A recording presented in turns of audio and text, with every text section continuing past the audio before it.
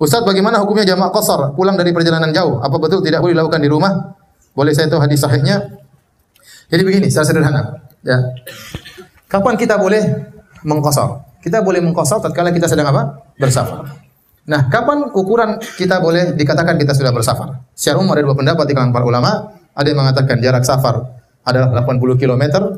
Jadi ini pendapat mayoritas ulama. Dan sebagian ulama seperti Al-Zahiriyah diikuti oleh Ibn Taimiyah, diikuti oleh Syekh Utsaimin, Syekh Sa'di, bahwasanya yang menentukan itu safar atau tidak urf, tradisi masyarakat. Kapan masyarakat menganggap dia musafir maka dia musafir, kapan masyarakat menganggap dia tidak musafir maka tidak musafir. Tergantung tradisi masyarakat.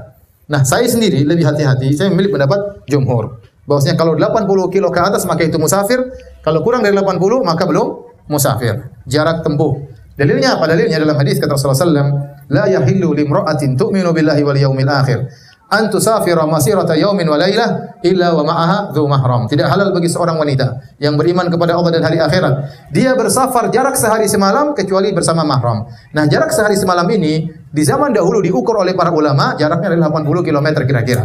Secara singkat kira-kira 80 km. Jadi wanita yang berpergian dengan jarak sehari semalam maka dikatakan wanita itu sedang apa?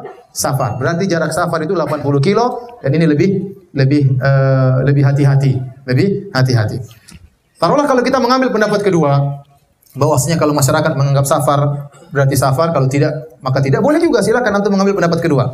Maka saya coba tanya sama antum. Kalau orang berpergian dari Depok ke Jakarta, menurut masyarakat dianggap safar atau tidak?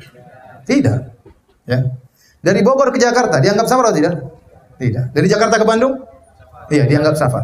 Ya, dianggap safar. Dari Jakarta, sepakat orang dari Jakarta ke Bandung safar. Maka yang menjadi patokan bukan perasaan Anda, tapi masyarakat. Sebagian orang dari Cilengsi ke Jakarta, menurut saya safar. Ini safar, saya kosor. Ya udah nanti buka puasa. Oh, enggak berani kalau buka puasa.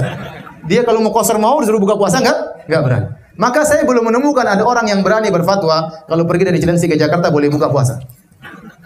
Tapi kalau berfatwa bahwasanya boleh kosor dari Cilengsi ke Jakarta, ada yang berani berfatwa demikian. Kosornya, tapi buka puasanya dia belum berani. Sebenarnya kalau Anda statusnya sudah musafir, ya Anda boleh berbuka, Anda boleh apa? Mengkosor ya.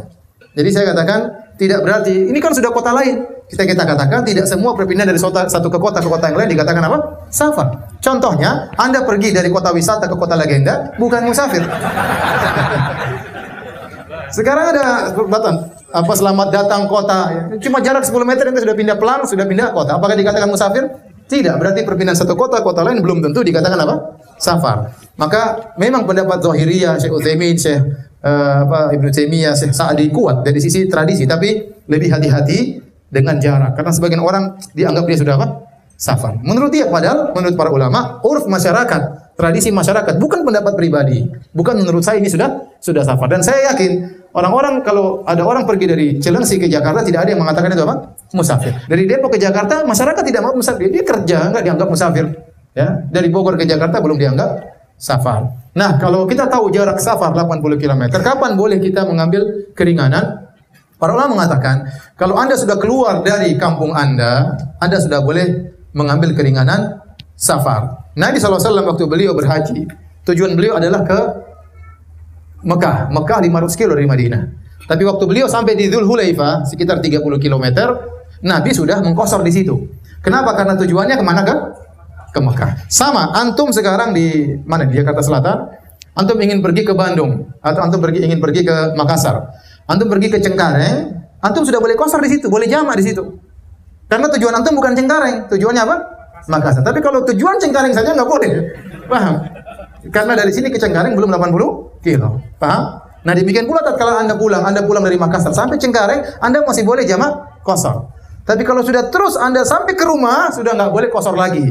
Misalnya seorang mau sholat dia tiba menjelang maghrib. Aduh, mau sholat lagi terlalu ramai. Nanti di rumah saja. Akhirnya dia maghrib lewat, tiba di rumah jam 9 malam. Maka dia boleh jamak, nggak ada masalah. Tetapi dia sudah bukan musafir lagi, maka dia jamak tanpa kosor. Paham? Jamak tanpa kosor. Karena dia sudah bukan lagi apa? Musafir.